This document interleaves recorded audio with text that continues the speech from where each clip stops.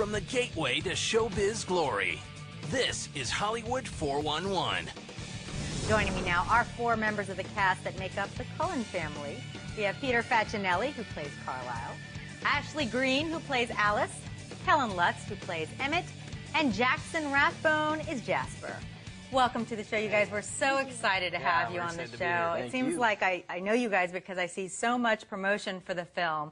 See your pictures everywhere, and we're just really excited to have you. But for those people that have not read the books, let's just go by talking about going to each one of you and telling us your role in the family. Sure. I'm Peter Facinelli. I play Dr. Carlisle Cullen, and I am the patriarch of the family. These are my children. Who you lovingly bit. Yeah. Right? Yeah, I lovingly bit them in order for them to have all of eternity. So they have they should be very grateful. Except for, Jackson. How'd you get out of the whole biting thing? They kind of joined my family. I joined up with this lovely lady over here, so, you know. Okay, so let's talk about Ashley. Yes. I play Alice Cullen in the film, one of the children, and she is basically, I think, one of the first ones to accept Bella into the family. She can see the future, so she kind of foresees that she's going to be best friends with this girl and sees how much her brother loves him. And she's kind of I mean, we're all good-hearted, but she's extremely optimistic and you know, has this heart of gold and is just always kind of the hyper happy-go-lucky of the Cullen group. All right, being able to see in the future, that's a very nice ability to have, right, yes. Helen? She's so lucky. I mean, I play Emmett, and he's kind of the big brother. He's super strong, like me, I know. And he's just a goofball. And Rosalie kind of saved him. I was attacked by a bear, and she saw something sweet and cute and wanted me to be her soulmate. Okay, Jackson. I was brought into the Cullen family by this lovely lady, as I was saying before, Alice, who meets me, and we join up with the Cullen family as a band of vegetarian vampires, kind of living in Washington.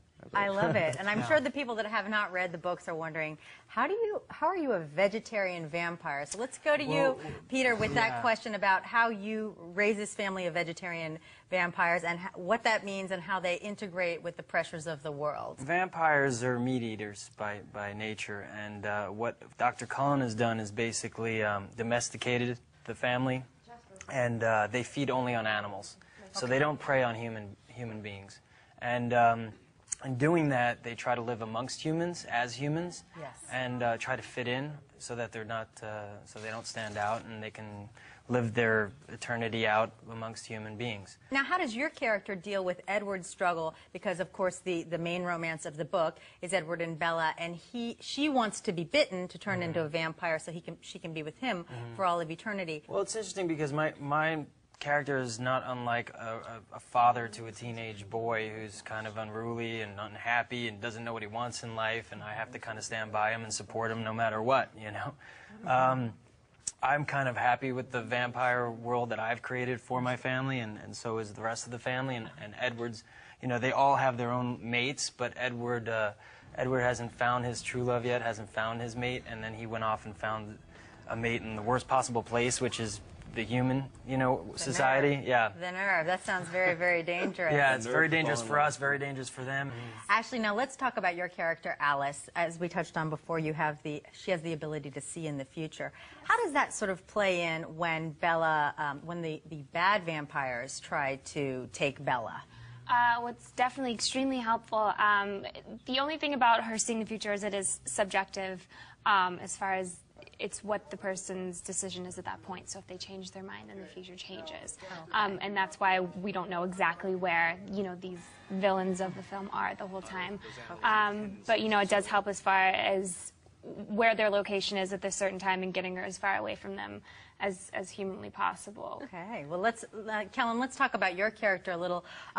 And this aspect of you guys are playing sort of non-traditional vampires. I mean, when I think of vampires, I think of in a coffin, sleeping, can't walk out in the daylight. But you guys love baseball, you're vegetarians, you're trying very hard to fit in with the mainstream human life.